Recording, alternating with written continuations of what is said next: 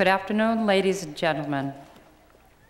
What a special privilege this is to be representing the Continuing Education Division. I feel like I've lived this day 100 times already, yet in my dreams I've always watched from a distance, like a spectator at an exclusive celebration. This is quite a switch, to finally be a part of my dream and to genuinely experience the moment. I am not quite sure, however, if I am really awake and having a daydream, or if in fact I am asleep and having a moment of conscious awareness. And I have all of my philosophy courses to thank for this confusion. But is it really confusion? Or am I simply more aware of my existence? See what I mean? Our journey to graduation began innocently filled with hopeful anticipation. Taken in by the lure of learning, we thought that maybe, just maybe, we had the potential to be more than what we were. Didn't it seem like such a great idea back then? I remember saying to myself, I can do that. Piece of cake, no problem. If I only knew what I was getting myself into. On second thought, maybe it was a blessing that I didn't. Let me explain. Lisa compared her experience at Stonehill to a plane ride. For me, the experience was more like a car trip. We started school on a 6-lane highway with plenty of room for all of us. We traveled along, enjoying the scenery, waving at fellow drivers going along the same road as us. We smiled and thought, isn't this nice? We'll take a couple of classes and get our degree. Then slowly, and without warning, the road narrowed by 1 lane. We drove on, not really suspicious yet of the changing landscape. The car ran like a gem, and we had a full tank of gas. We drove along, enjoying the ride, when suddenly an earthquake sliced through the road. We veered off to the side, but straightened out the wheel and safely stayed on course. Then going along, a blizzard blinded our vision. We closed our eyes and hoped we wouldn't hit anyone. The storm passed, we were safe, and amazingly, so wasn't everyone else around us. But the car was making strange clanking noises. The gas gauge was blinking, and the muffler fell off back in the blizzard. The road narrowed once again down to 3 lanes. Cars swerved off the road left and right. Some were even getting off this highway. Aghast, we realized they were doing this voluntarily. Still others were passing by at what appeared to be the speed of light. This was when the worst possible roadblock hit the pavement. The demon of doubt was alive and thriving in our unsuspecting brains. The road no longer resembled a highway or any other kind of road that we'd ever been on. We asked ourselves, now where was I going anyway?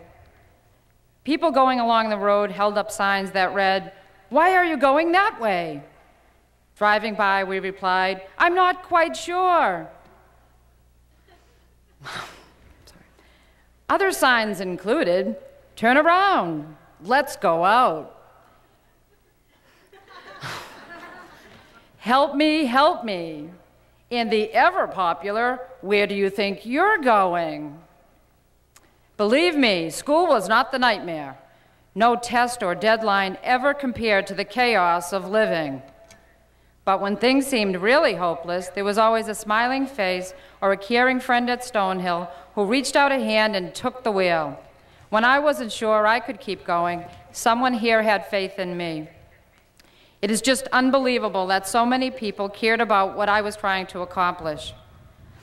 Now, on a lighter note, I don't know if any one of you other students noticed, but I discovered a strange correlation between GPA and weight gain.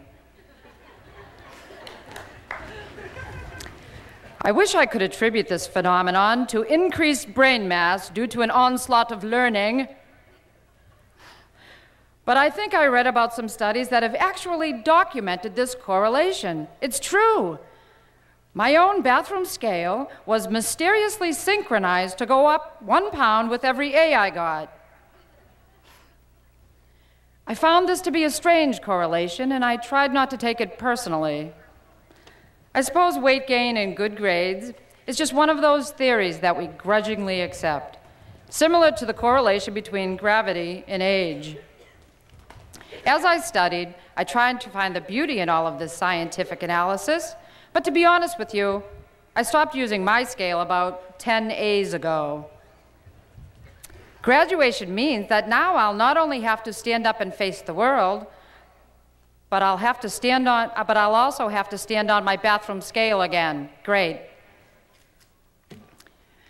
But seriously, for all the hard work, dedication, and vision it takes to reach graduation, we should be forever grateful at having been presented with this opportunity in the first place.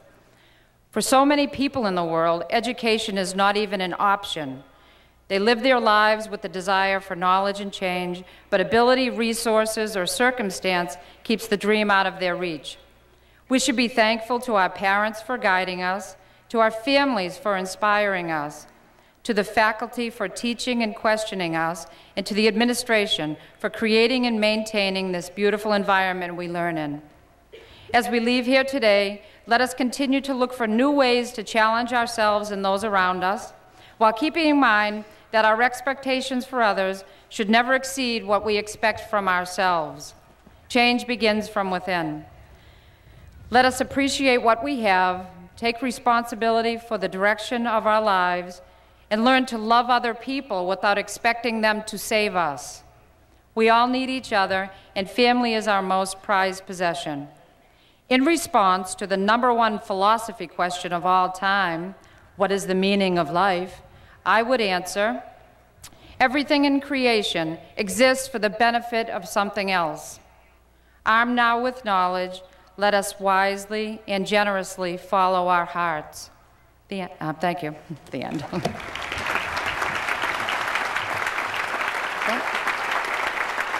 Okay. Do I go that way?